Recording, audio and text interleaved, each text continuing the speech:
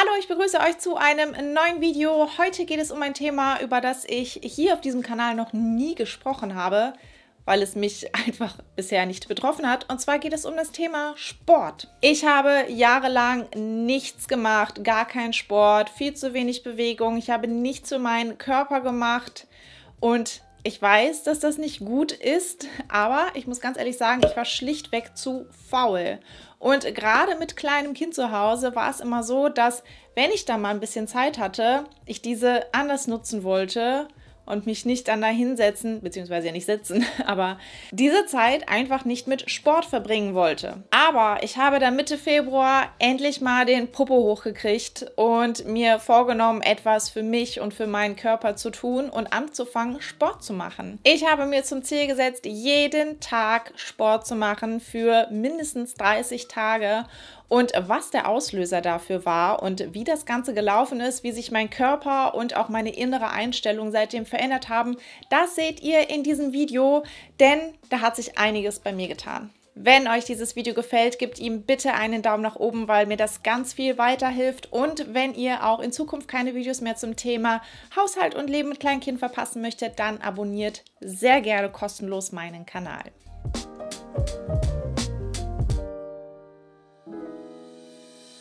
Sie machen immer wieder die Runde hier auf YouTube, solche sogenannten 30-Tage-Sport-Challenges oder Hula-Hoop-Challenges. Und man sieht das viel hier und das war aber nicht der Auslöser, ja, das Ganze zu tun. Also es war nicht mein Plan, ich mache das, um ein Video darüber zu machen. Ich habe mir aus einem anderen Grund vorgenommen, täglich Sport zu machen. Und ich habe ja gerade schon ein bisschen erzählt, ich habe jahrelang überhaupt gar nichts gemacht. Ich war, wann war das so, 2016 oder 2017 war ich dann auch noch mal in einem Fitnessstudio angemeldet. Und bei mir war das so, ich war dann mal am Anfang immer voll motiviert und wie cool und ich habe richtig Spaß und so.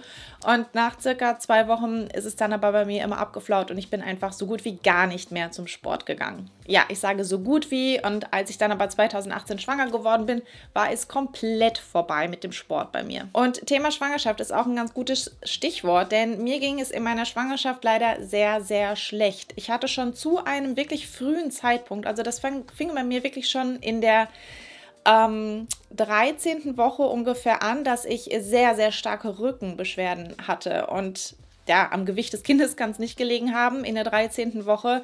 Warum? Keine Ahnung. Jedenfalls, ich habe mich den ganzen Rest der Schwangerschaft also wirklich durchgequält mit sehr, sehr starken Schmerzen im Rücken und im linken Bein.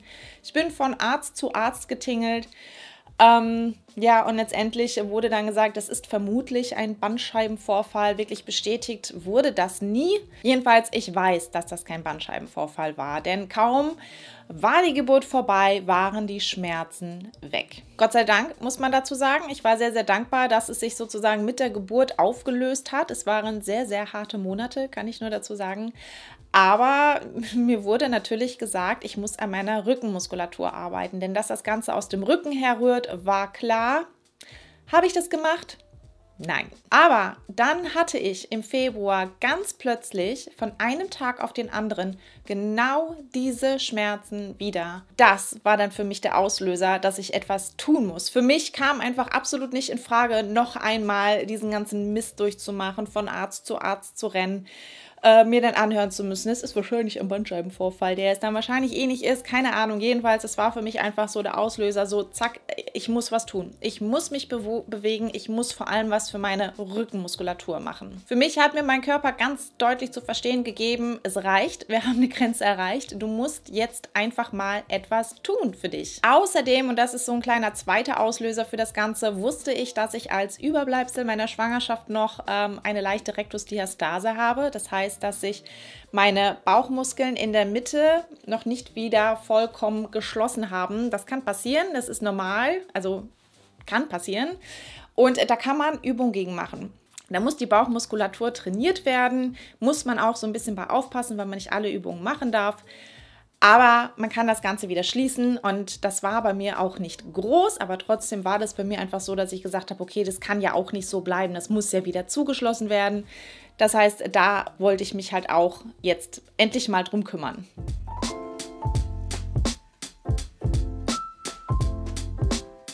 Und jetzt kommen wir wieder zu diesen 30-Tage-Challenges auf YouTube. Ich dachte mir nämlich, da mache ich einfach so eine 30-Tages-Challenge. Das sind dann schon so fertige Fitnessprogramme im Prinzip.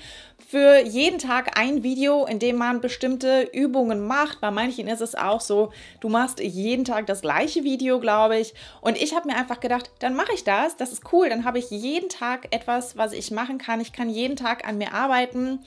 Und weswegen ich nämlich auch direkt jeden Tag Sport machen wollte, war, dass ich das zu einer Gewohnheit machen wollte, weil ich schon erzählt habe, ich bin am Anfang hochmotiviert, fange etwas an und nach kurzer Zeit verliere ich das Interesse und lasse es wieder sein. Das heißt, ich wollte den Sport für mich zu einer richtigen Gewohnheit machen und damit etwas zu einer Gewohnheit wird, ja, muss man halt einfach dran arbeiten und sich am Anfang ein bisschen zu zwingen. Und für mich war das einfach, okay, ich muss jeden Tag etwas machen, damit ich auch wirklich dabei bleibe. Ich habe mir also eine dieser 30-Tage-Challenges hier auf YouTube herausgesucht. Ich glaube, der Kanal hieß Mr. und Mrs. Muscle. Ich bin von 0 auf 100 von einem Tag auf den anderen. Meiner Meinung nach sind diese ganzen 30-Tage-Challenge wirklich nicht für Einsteiger geeignet, weil wenn man das durchzieht, erzielt man auf jeden Fall Erfolge äußerlich. Aber dieses von gar nichts machen auf so krasse Sportprogramme, weil das muss man sagen, diese Programme sind halt echt krass, also da werden die Muskeln so extrem beansprucht, da denke ich mir, das kann nicht gesund sein. Zumal ich bei dieser Challenge, die ich zuerst rausgesucht habe, dann irgendwann festgestellt habe, hier in diesem Video ist weder ein Aufwärmprogramm mit drin, noch ein abschließendes Dehnen oder Stretchen. Überhaupt nicht gut. Ich hatte den absoluten Muskelkater des Todes. Also ich habe wirklich schon nach 2 Minuten am ersten Tag dieser Challenge und auch am zweiten Tag und auch am dritten Tag aus dem absolut letzten Loch gepfiffen. Wie gesagt, schon nach kurzer Zeit und Spaß hat das Ganze auch überhaupt nicht gemacht. Für mich war also klar, wenn ich das durchziehen möchte mit jedem Tag Sport, dann muss ich mir etwas anderes suchen. Ich habe mich von Programm zu Programm geklickt, von Mr. Muscle zu Pamela Reif und Chloe Ting, also diese ganzen krassen Fitness-YouTuber, die einfach wirklich, muss ich sagen, extreme Programme machen, die mir weder Spaß gemacht haben. Dadurch habe ich die ganze Zeit beim Sport machen nur gedacht, wann ist es endlich vorbei? Wann ist es endlich vorbei? Ich hatte wirklich so krassen Muskelkater tagelang, dass ich kaum richtig laufen konnte, gefühlt. Und meine Muskeln waren halt danach so extrem beansprucht, dass ich also wirklich das Gefühl hatte, ich habe Pudding in den Beinen. Für mich war klar, wenn ich das Ganze weitermachen möchte, ich brauche etwas, woran ich Spaß habe. Und ich habe mich immer weiter durchgeklickt und dann wurde mir letztendlich ein anderer YouTube-Kanal empfohlen mit Fitnessvideos. Der Kanal ist von Gabi Fastner und das war auch endlich dann mal etwas, an dem ich Spaß hatte. Weil was ich bei diesem Fitnessprogramm gemerkt habe, ist, dass ich meine Muskeln schon sehr beanspruche. Ich merke das hinterher und auch in den nächsten Tagen. Ich habe den Muskelkater gemerkt, aber nicht so, dass ich unfassbare Schmerzen einfach nur hatte und gemerkt habe, okay, das war jetzt zu viel für meine Muskeln, sondern ich hatte das Gefühl, es war genau richtig für meine Muskeln. Da tut sich etwas. Und diesen Kanal gefunden zu haben, das war für mich sozusagen der Eisbrecher, denn diese Videos sind, es gibt halt welche, die natürlich auch ein bisschen länger sind, aber die sind auch nicht zu lang, sodass man sie ganz gut in den Alltag integrieren kann. Und wie gesagt, es hat Spaß gemacht, weil ich mich nicht so absolut überausgabt habe. Das war das erste Mal, dass ich diese Fitnessvideos gemacht habe und das Ganze nicht nur als pure Quälerei empfunden habe, sondern es hat mir tatsächlich Spaß gemacht. Ich habe mich jeden Tag auf dieses Workout gefreut. Dann war es aber so, dass ich nach ein paar Tagen gemerkt habe, oder nach einer Woche gemerkt habe, sagen wir mal so, meine Muskeln sind ordentlich müde, die brauchen mal eine Pause. Trotzdem wollte ich mich weiter bewegen. Ich möchte ja trotzdem diese Challenge durchziehen und wollte mich jeden Tag Sport machen, mich jeden Tag bewegen. Und für solche Tage, an denen es einfach dann gar nicht anders ging, wo meine Muskeln einfach wirklich eine Pause gebraucht haben, da habe ich dann meinen alten Hula-Hoop-Reifen wieder ausgekramt. Kommt man hier bei YouTube auch überhaupt nicht dran vorbei. Ich habe meinen Reifen vor ungefähr 5 Jahren gekauft, habe den aber nie wirklich benutzt, weil ich es einfach übertrieben habe ganz am Anfang. Ich habe da zu viel gemacht und dann hatte ich extreme blaue Flecken und Schmerzen. Und diesmal habe ich das aber so gemacht, ich bin es ganz langsam angegangen. Das heißt, an Tagen, an denen ich gemerkt habe, meine Muskeln und ich brauchen eine kleine Pause, habe ich den Hula-Hoop-Reifen genommen und ich habe am Anfang, so die ersten Male, habe ich 2 bis 5 Minuten gemacht. Also wie gesagt, wirklich nicht zu viel. Das klingt jetzt super wenig, aber man darf halt wirklich nicht übertreiben am Anfang und man steigert das dann so langsam. Mittlerweile bin ich so bei 20 Minuten am Stück, also der Reifen bleibt nicht 20 Minuten am Stück oben, aber das klappt übrigens jetzt auch schon viel, viel besser als am Anfang. Also der Reifen bleibt wirklich viel länger oben. Und da habe ich halt auch gemerkt, dass das halt auch definitiv etwas für mich ist, an dem ich sehr großen Spaß habe, das Hula Hoop. Dann so nach ein paar Wochen, ja, das war so nach 3 Wochen ungefähr, war es dann so, dass ich gemerkt habe, okay, ich möchte auch noch mal was anderes ausprobieren. Ich habe, wie gesagt, hinterher nach der ersten Woche hauptsächlich Hula Hoop und die Videos von Gabi Fastner gemacht. Und ich habe dann aber gemerkt, okay, ich bräuchte doch noch mal was Neues machen und bin dann ja auf Happy and Fit Pilates gekommen. Ich habe diese Videos schon mal vor ein paar Jahren entdeckt und habe da hin und wieder mal Übungen gemacht, aber nicht regelmäßig. Und habe dann angefangen, auch mal mehr von diesen Pilates-Übungen zu machen. Und da sind halt auch teilweise sehr, sehr krass fordernde Programme bei, muss ich wirklich sagen. Ich habe eins für Bauchmuskeln. Also das hat so krass die Bauchmuskeln beansprucht. Aber auch da war es so, dass ich Spaß dran hatte, dass ich nicht gedacht habe, ich breche hier ab, sondern ja, es hat mir einfach Freude bereitet. Und das Beste ist ja halt wirklich immer irgendwie das Gefühl danach, so dieses, du hast etwas für dich getan. Dein Körper wird dir danken dafür. Jetzt gerade hast du Schmerzen und es geht dir scheiße, aber dein Körper wird es dir danken.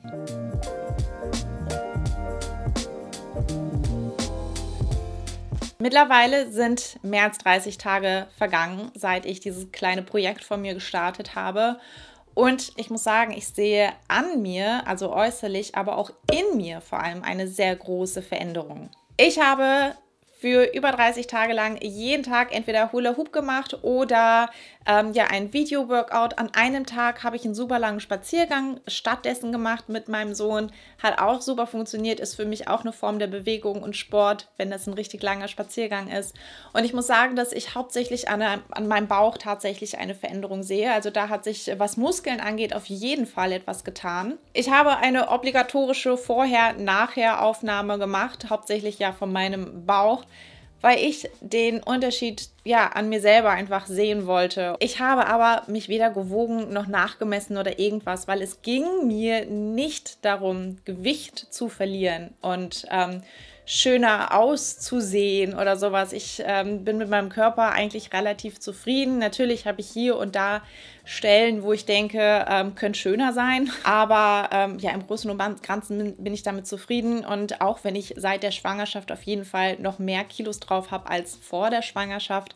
Aber das ist in Ordnung für mich. Es ging mir darum, mir und meinem Körper etwas Gutes zu tun, weil, wie ich am Anfang des Videos schon gesagt habe, mir mein Körper ein eindeutiges Zeichen gesendet hat und gesagt hat, stopp, du musst etwas tun. So kann es nicht weitergehen.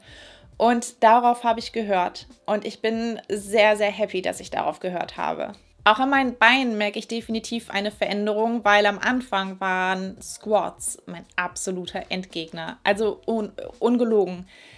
Ich bin nach 2, 3 Squats war ich weg vom Fenster und mittlerweile merke ich da halt wirklich den Unterschied, wie viel mehr ich da jetzt machen kann. Also da merke ich, also das ist somit so der krasseste Unterschied, den ich gemerkt habe an den Squats in den Bein- und Po-Muskeln, was sich da getan hat innerhalb von nur 30 Tagen, weil ich da einfach jetzt so viel mehr schaffe als am Anfang. Zum Thema Rücken, die am Anfang erwähnten Schmerzen habe ich, seit ich den Sport gemacht habe, nie wieder gehabt. Gott sei Dank. Und ich habe vor allem auch, kurz nachdem ich angefangen habe, mich mehr zu bewegen und den Sport zu machen, habe ich immer einen leichten Muskelkater am unteren Rücken gehabt.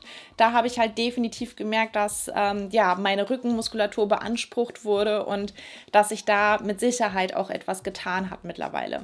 Außerdem habe ich festgestellt, dass sich meine Bauchmuskulatur vorne komplett geschlossen hat. Ich habe keine Rektusdiastase mehr und ich habe ja schon gesagt, man muss da bei den Übungen ein bisschen aufpassen. Also es sind halt Bauchmuskelübungen, die man machen muss, um das Ganze wieder zu schließen oder auch Beckenbodenübungen.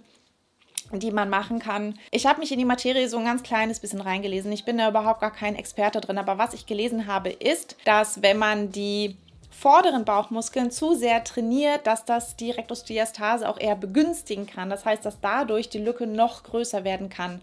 Um das Ganze wieder zu schließen, muss man hauptsächlich die seitlichen Bauchmuskeln trainieren.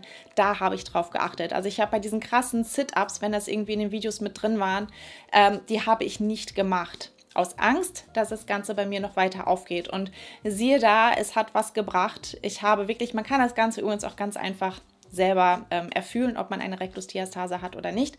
Da gibt es kurze Anleitungen zu, wenn ihr einmal kurz googelt. Und wie gesagt, meine hat sich geschlossen nach 30 Tagen. Ich habe natürlich auch ja schon kurz nachdem ich das Ganze angefangen habe, immer mal wieder im Spiegel geguckt, wie sich ja vor allem so die Bauchmuskulatur verändert hat. Und ich muss sagen, da habe ich relativ schnell was gesehen. Das war natürlich etwas, das mich total motiviert hat. Ist ganz klar, wenn man solch eine Veränderung sieht, das motiviert und das bekräftigt einen darin, weiterzumachen. Und ich muss sagen, ja, es hat mir gefallen. Es gefällt mir, wie es jetzt aussieht. Und ich habe auch schon gesagt, es hat sich nicht nur äußerlich bei mir etwas geändert, sondern auch ja, von innen, in meiner Einstellung sozusagen. Und es klingt so abgedroschen, aber es ist tatsächlich so, ich habe seitdem mehr Energie. Ja, und jetzt? Also für mich hat sich die Challenge definitiv gelohnt. Ich bin sehr, sehr froh, dass ich das Ganze angegangen bin, auch wenn es sehr, sehr hart war an manchen Tagen. Das habe ich jetzt noch nicht so erzählt, aber es ist klar, natürlich, ich habe vorher überhaupt gar keinen Sport gemacht, weil ich einfach keine Lust drauf hatte und zu faul war. Und natürlich auch innerhalb dieser 30 Tage, auch wenn ich die Veränderung gesehen habe und auch wenn ich an ja, vielen der Programmen Spaß hatte, hatte ich natürlich schlichtweg an manchen Tagen überhaupt gar keine Lust, mich zu bewegen. Da hätte ich viel lieber faul auf dem Sofa gesessen, hätte gar nichts gemacht. An diesen Tagen hat es mich sehr, sehr, sehr große Überwindung gekostet, mich aufzuraffen, aber ich habe es gemacht und was mir da geholfen hat, das war halt wirklich der Hula Hoop, weil das fühlt sich halt gar nicht wirklich an wie Sport machen, muss ich sagen. Ich habe mir meine Serie angemacht, den Reifen geschnappt und habe losgehulert und im Prinzip guckt man Fernsehen und macht nebenbei, das ist ja auch nicht so, dass man beim Hulern irgendwie voll außer Atem ist, also zumindest ich noch nicht, aber das heißt, ich tue etwas, ich arbeite an meinem Körper, tue ihm etwas Gutes, ohne dass ich mich dabei total verausgabe und ohne dass ich die ganze Zeit denke, ich habe gar keinen Bock mehr und so macht es halt tatsächlich Spaß. Und so diese Aussicht darauf, okay, dann mache ich mir dabei halt eine Serie an, die hat es halt leichter für mich gemacht, mich auch an Tagen, an denen ich überhaupt gar keine Lust hatte, mich aufzuraffen. Mein Plan, dass ich den Sport zu einer Gewohnheit machen möchte, ist auch ganz gut aufgegangen. Ich muss sagen, ich werde es nicht beibehalten, dass ich jeden Tag etwas machen werde, aber ich werde es beibehalten und also bin da fest von überzeugt, dass es jetzt auch erstmal so bleiben wird, dass ich mehrmals die Woche etwas machen möchte. Eins dieser Sportprogramme, also mindestens 2-3 Mal die Woche. Außerdem werde ich das ja, Hula Hoop auf jeden Fall beibehalten, weil das ist einfach eine richtig coole Sache, habe ich schon gerade viel zu erzählt. Das macht einfach Spaß. Das waren sie, meine 30 Tage Sport. Ich freue mich sehr, wenn ihr mir einen kurzen Kommentar hinterlasst, ob ihr auch schon mal eine solche Challenge gemacht habt. Oder vielleicht konnte ich euch mit diesem Video auch einfach ein bisschen motivieren. Ich freue mich sehr darauf, von euch zu hören. Und dann sehen wir uns hoffentlich nächste Woche zum neuen Video wieder. Bis dann. Tschüss.